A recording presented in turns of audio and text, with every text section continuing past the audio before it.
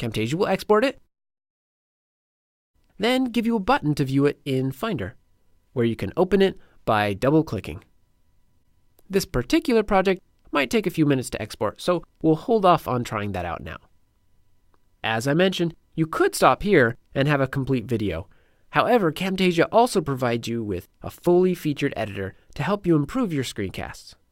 Let's go through some of the basics of editing that will help you clean up your recording and zoom into parts that are most important. There are several ways to remove mistakes from a recording or any media in a project. We'll cover 2 of them here. Let's start with trimming the edges of media, since that's simplest. On the timeline, where you'll arrange your clips and do most of the editing in your video, just mouse over the edge of a clip and notice how the cursor changes to an arrow, and then click and drag. You can also use this technique to resize the length of a media, including annotations. Your turn. Hit pause and use trimming to remove this cough from the recording. Click play when you're ready to continue. If you've trimmed that cough out, you'll notice it left a blank spot in the video. So I'll show you another way to remove a segment of media that closes the gap. Just place your cursor right before the part you want to remove, hold the Shift key, then click and drag to make a selection. You can also drag up or down to include clips on multiple tracks. After you let go, you can also adjust the edges of the selection. Then, right-click and choose Ripple Delete Range. To have everything to the right on those tracks, shift in to fill the gap.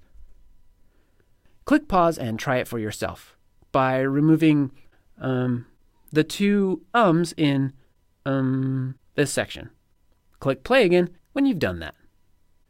You can find more tutorials about working and editing on the timeline by right-clicking in an empty spot and choosing Timeline Tutorials. Now, earlier, I mentioned that you could add your recordings, as well as audio and images, to your screencast. You can do this by going to the Media bin and dragging the item to the canvas, which is this big section here where you're previewing this Getting Started project. Or you can drag it to the timeline. In this case, drag the Audio Great clip to the timeline here. Pause the video until you've done that. Finally, let me show you how to make details, like text, more crisp and legible by using zoom animations. Let's take this area for example. If I'm talking about it in my screencast, I should zoom in there so the viewers can read the text, and so everything else currently showing doesn't distract them from what's important. To add a zoom animation, go to the Animations tab and drag the Zoom In animation to the recording you want to zoom in on. It will be represented by an arrow on the media clip. Then, in the canvas, drag your video until the correct area is showing. You can also change when the animation starts or ends and how long it lasts by dragging the middle or the dots at each end of the arrow. Click pause now and zoom in on this part of the screen for me. Then click play again. Excellent. Now pause and drag the zoom out animation to some place later in the clip to see what that does. Notice how it scaled the video to fit everything in the canvas? That's great for giving viewers a larger context. All right, after you practice the basics, be sure to check out the tutorial viewer to learn even more. Go to the Help menu and choose Tutorial Viewer. Take a bit of time to explore the different videos, articles, and the Camtasia course.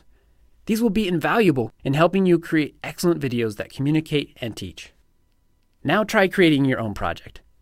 To start, go here to the File menu and choose New Project. Thanks, and happy screencasting!